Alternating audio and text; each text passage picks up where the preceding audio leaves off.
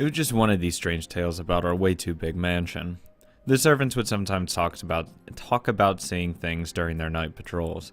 Sometimes I felt a bit annoyed about them turning my home into a place for ghost stories, but I didn't pay any more attention than that.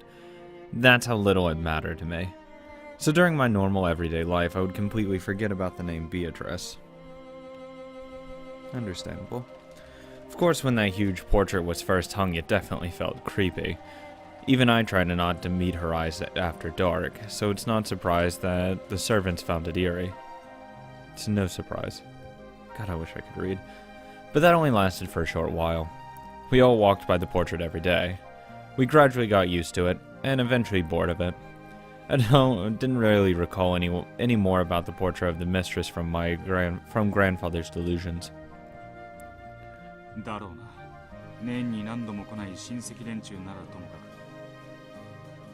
Well, yeah, that probably would make it a little bit more awkward. そういうこと。だから親族会議になると親戚たちが必ず肖像画の前で決まってベアトリーチェの話をする。だから定期的に思い出させられるのさ。Like Maria. ベアトリーチェ、また遊びに来たよ。また新しい魔法を書いたの。後で見てね。マリアちゃんは本当にベアトリーチェが好きだな。おじい様が肖像画を掲げて以来、大喜びみたいだ。あれ、エンジェは？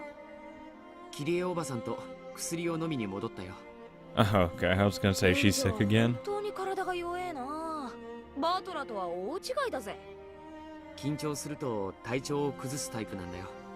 僕も昔は遠足の日や映画の日なんかに限って体調を崩したりしたもんさ。それに比べたらマリアはタフだぜ。新島からこっちに来るまでの間、ずっとベアトリーチェの話三昧さ。ここしばらくずっとだけど、ちょっと行き過ぎだよNah, な。she's just a little kid. いいんじゃないかな。子供の想像遊びだよ。ジェシカちゃんは子供がサンタクロースに会ったことがあるって嘘だって言っちゃうのかい？まあ、そこまでは言わねえけどさ。Maria kept talking to the portrait as though it was an old friend. She promised to play with it later, as if she was talking to a living human. George, a man, seemed to think that this behavior from a younger member of the opposite sex was cute. But to be perfectly frank, Jessica, who was the same sex as Maria, found this behavior a bit unpleasant, even though she realized that the other girl was younger.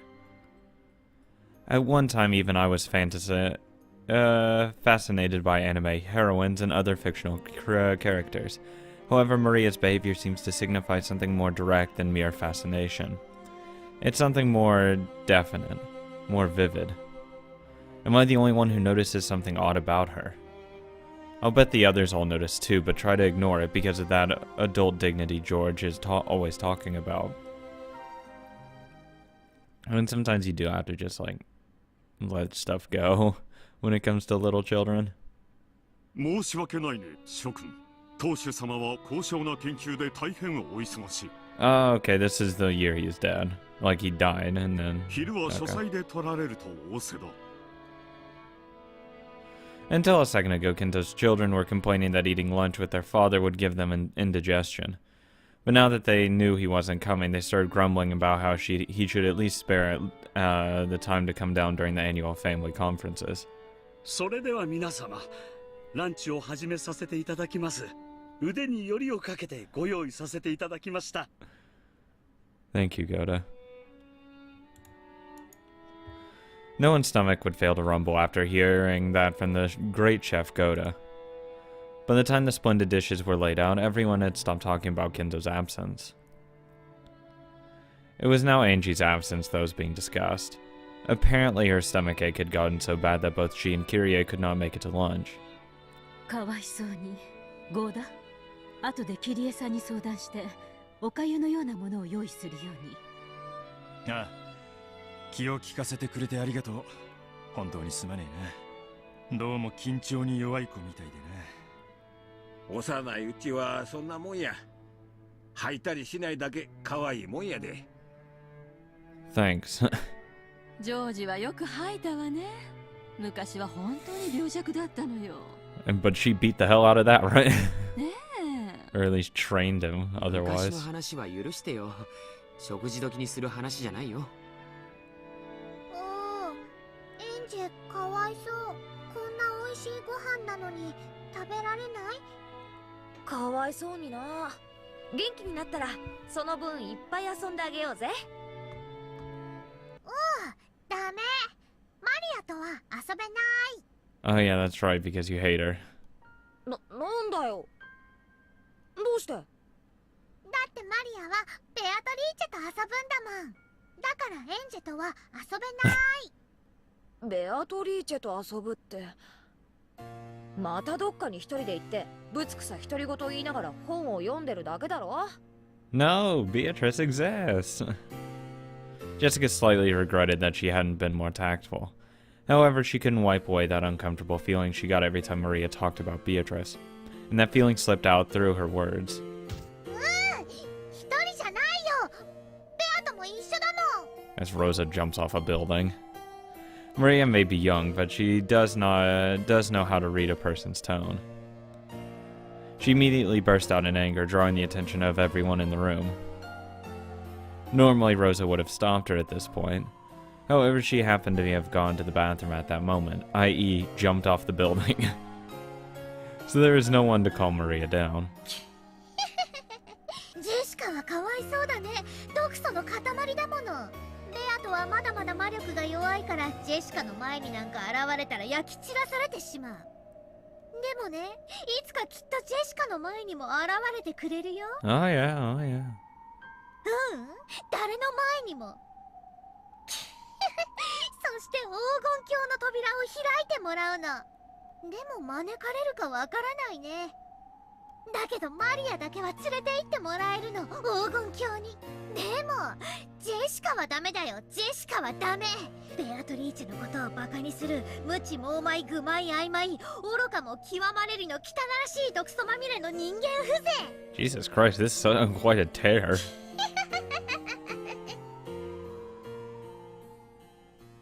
Let it all out.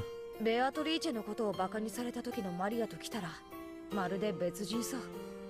Well, yeah, because it is, in a way, like attacking her, like, only friend, so of course she's gonna be upset. マリア二重人格説なんてのもあったな。二重人格。ああ、そいつは多分ぴったりな表現だろうな。あるいはそれがマリアにとっての理想の人格だったのかもしれない。自分のなりたいもう一人の自分を生み出すの話か。なんで私のモットーを知ってんだよ。難しく考えるな。No, it's not that I've looked at all of the other worlds or anything like that, but no, totally not. 頭痛になら。Oh god, not that again. That was something Jessica had once told Canon. She had been talking about how anyone can create another self in the image of the person they want to be. I think we heard those words somewhere near the beginning of the second game. Now that I think about it, some very interesting stuff's been around since very early on.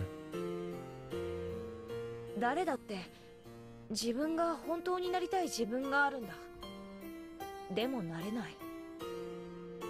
生活やしがらみの中に今の自分がいるからこそ今の自分を変えるなんてことできやしないんだ。そうだな。自分を変えると環境も変えるということだ。それは容易なことじゃねえ。だから私は今の自分はそのままに本当になりたい自分をもう一人生み出すことを思いついたんだ。両家のお嬢様であることを強いられ窒息しそうな日々にお前はなりたい自分を見出した。だからって家で破天荒はできないさ。母さんに怒鳴られるのがオチだぜ。だからそうした。家にいるおとなしく親の言うことを聞く私に加え本当になりたい私をもう一人生み出したんだ。家ではおとなしく親の言うことを聞き、表ではやりたいようにやる。 But she didn't really have much of a choice. 正しい生き様だ。胸を張れ。ありがとう。まあつまりなりたい自分ってのはその気になりゃ案外作り出せるもんなんだよな。マリアも同じなんだろうと思った。興奮してまくし立てるマリアもそうだというのか。あれこそがマリアのなりたいマリアなんじゃないかなって、そう思うことがあるよ。親族で一番の年少で可愛がられてはいるが、尊敬されているわけではない。何を知っても覚えても、そんなのは親族の誰かが知ってる。マリアに威張れることは何もない。私たちはマリアが何かを覚えるたびに微笑ましく褒めてたつもりだけど、ひょっとしたらそれが彼女を傷つけていたのかもしれない。マリアは何かの権威になりたかったということか。It's something that all young boys and girls who want to shake off their childhood think. It's not a bad feeling when you learn something new about your parents and your parents praise you. But when you realize that your parents already knew that thing, it sometimes feels like they're talking down to you. No shit. When a kid learns their one-digit times table, their parents will probably praise them. However, inconsiderate parents will sometimes ask mean questions like, then what is 11 times 11? Or what is 16 times 16? Or something similar. If that happens, the kid will lose his feelings of accomplishment and will start to feel as though he could never surpass his parents. だからマリアが誰も知らないオカルトに関心を持ち、その知識を深めていったのは容易に想像できる。多分マリアにとっての理想の自分というのは、みんなに尊敬されるオカルトの権威の自分なんだ。普段の生活でオカルトの話ばかりしていたらローザにぶたれるからな。お前がそうであるように普段はもう一人の自分を隠しているというわけだ。私はこんな時のマリアをそうだと思ってる。いや、本当の自分が普段の自分を塗りつぶしてしまったと言うべきかな。私もそういうのをちょっと覚えが。真相の霊場に憧れて病弱な自分になれたらいいなと思って、咳する真似ばっかしてたら悪い癖になって。Are you fucking kidding me? That whole, her, whole asthma thing's fake? 咳込めば周りが優しくしてくれるからか。 Jesus Christ. いや嫌な話の流れになった時とか空気悪い時とかに流れを断ち切れるし。That's one way to do it. なるほど。それもまたお前のなりたいもう一人の自分なんだな。この話は内緒で頼むぜ。Maybe. I might inform not to. Then just what is the other self in Maria's case? An authority on the occult who can out-argue even adults. Or else does it have to do with her relationship with witches? Either way, denying Beatrice in front of Maria is clearly taboo. In her search for something more than her everyday life, Maria had found it in Beatrice and inside herself.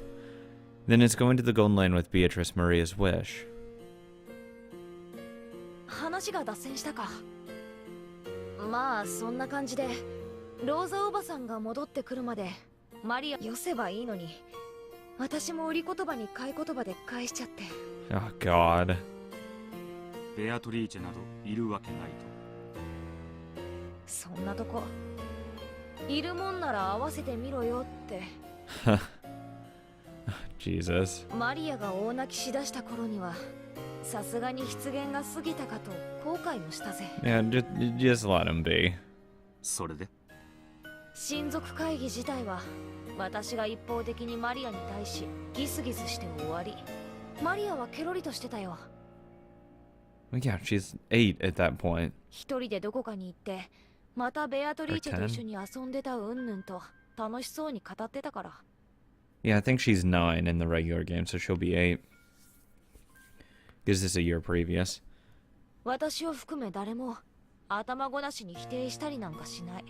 もうそういうものなんだと思って聞き流して無視してるってのが正解さ。Yeah, sometimes you just have to do it. 親族会議の話はそれで終わりなのか？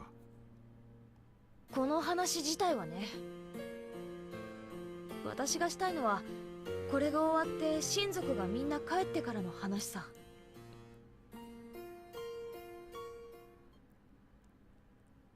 I have a feeling Natsui won't be exactly happy.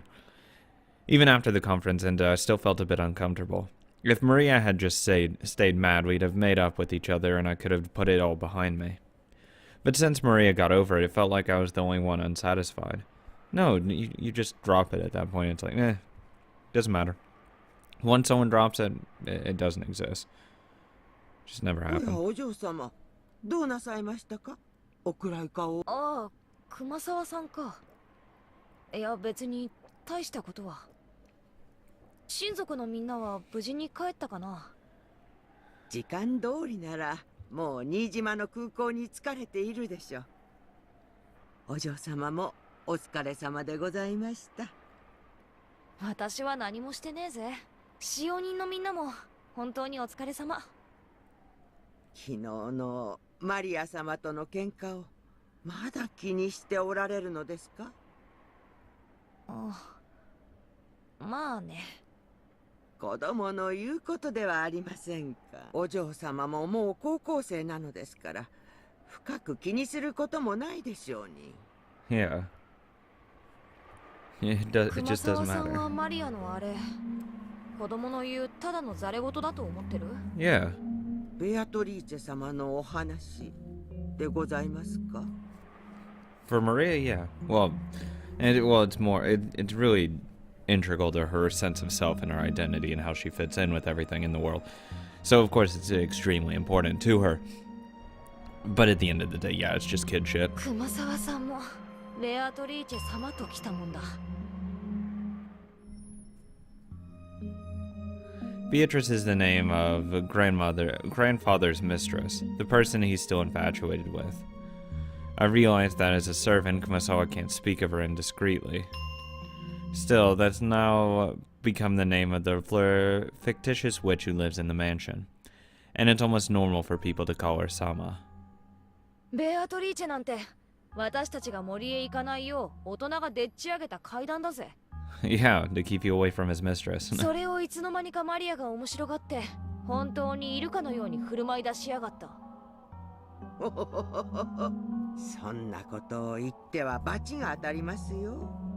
ベアトリーチェ様はいるのですから。Exist. Oh god, not that exists again. だからさ、そういうのダメなんだよ生理的に。ジョージ兄さんの話じゃねえけどさ、サンタなんかいるわけねえとまで騒ぎはしねえぜ。だからってサンタが本当にいるわけじゃねえ。それは間違いですよ、お嬢様。間違い？はい。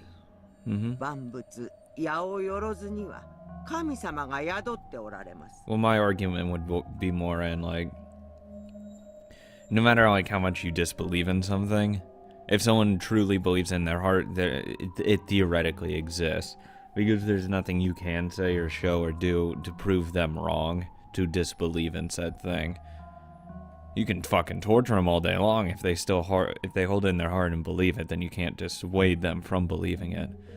Whether you find that stupid or not, it's just something that has to be accepted. 同じように、この島、このお屋敷にはベアトリーチェ様が宿っておられるのです。 They might take that in a different direction. That's the direction I was taking it in at least. 神様と同じくベアトリーチェ様も敬っていれば、お嬢様の言うようにいないも同然でしょう。しかし、敬いを忘れれば必ずや罰が当たります。これは何もベアトリーチェ様に限ったことではないのですよ。罰が当たるなんて上等じゃねえか。Natsui ends up falling down a set of stairs, breaks her hip. Oh, fuck. 会えるもんなら会ってみてえぜ。お嬢様、そんな罰当たりではいけませんよ。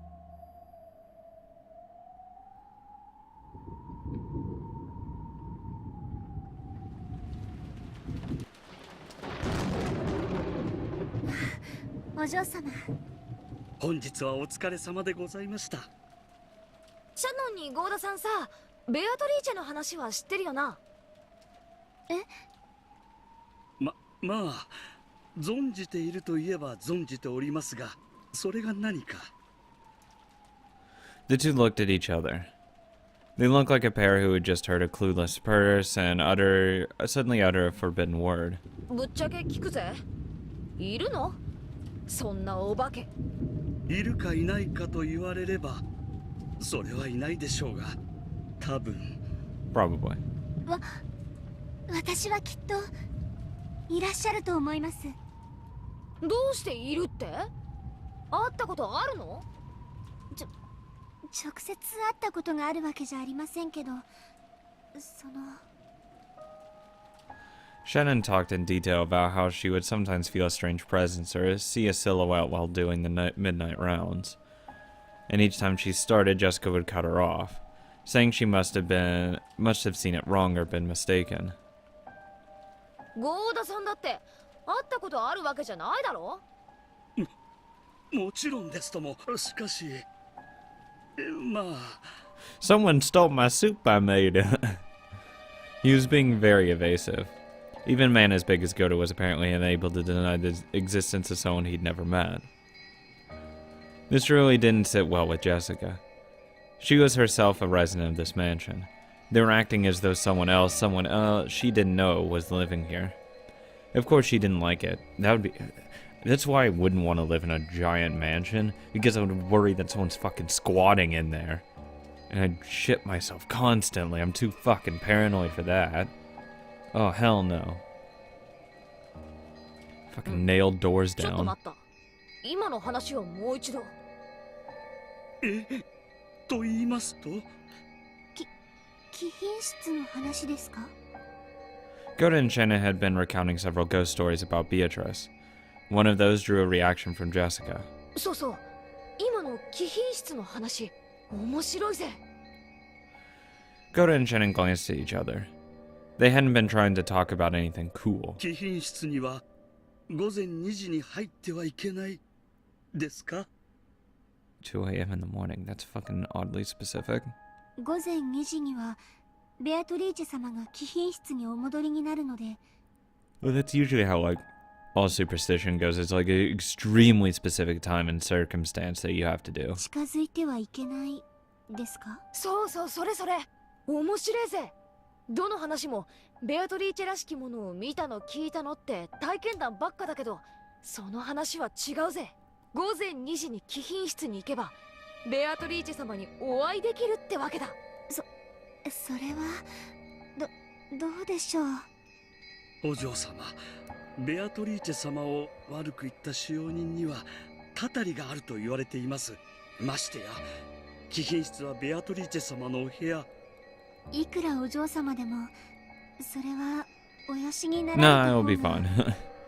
貴賓室って今は鍵がかかってるんだっけ？鍵は？鍵はキーボックスにあったでしょうか。多分源氏様がご自分の席にしまわれていると思います。 I ain't stealing the key. Have fun. マスターキーでも開くんでしょ？貸してよ。そういうわけには参りません。お嬢様、好んで不吉な場所に近づくことはありません。おいおい、人の家を勝手に不吉にするんじゃねえぜ。 Yeah, I can. とにかく私は決めた。マスターキーが貸せないなら貴賓室の鍵はあるでしょ？貸して。 Hell no. お嬢様。 To Jessica, the expressions worn by the pair felt more like an ill omen than anything else did. To Jessica, the ill omen thing wasn't the witch or the VIP room. It was them, Maria and the others who believed in the witches. In the end, Jessica forced them to agree, and she made them bring her the key to the VIP room. Have fucking fun. ベアトリーチェが本当に貴賓室に現れるかどうか肝試しをしたというわけか。そんなとこだぜ。しかし私は何を意地になってたんだろうな。年派もいかないマリアとの喧嘩を引きずってたに違いない。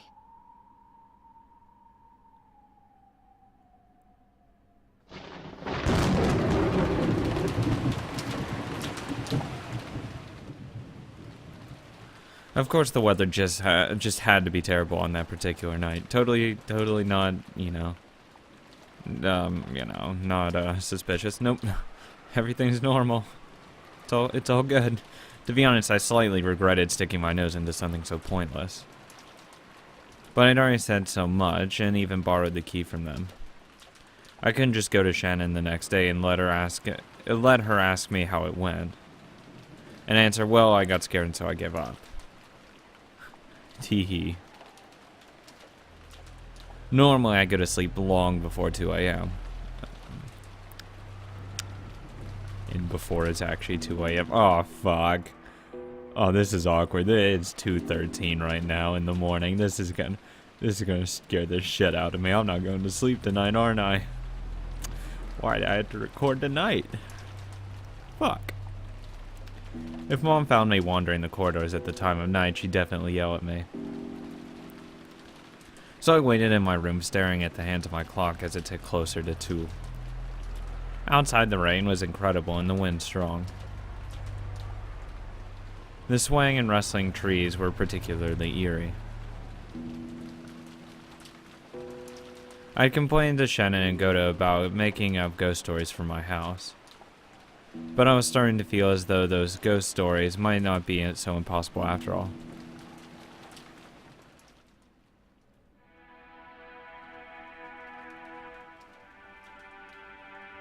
The Ushirimiya mansion is huge.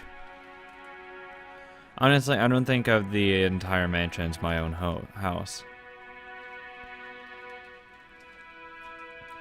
As Mom says, the hallways of the Ushirimiya mansion should be treated like public roads. In other words, my own room is part of my home. But the hallways and rooms I don't usually enter are outside. So while part of me felt that this VIP room ghost story was ridiculous, the other part of me was so creeped out that it kept trying to convince itself that the first part of me was right. Only 10 minutes left till 2. If I want to be inside the VIP room at 2 a.m., I need to go in there before then.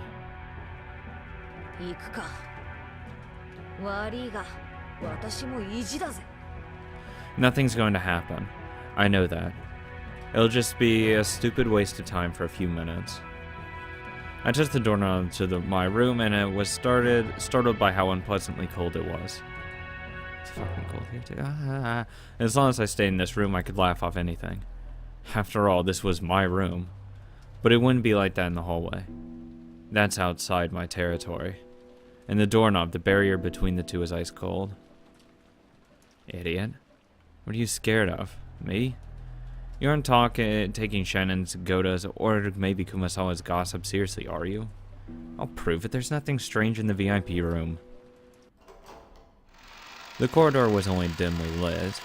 Before we started with that lights out time, the hallways were brighter.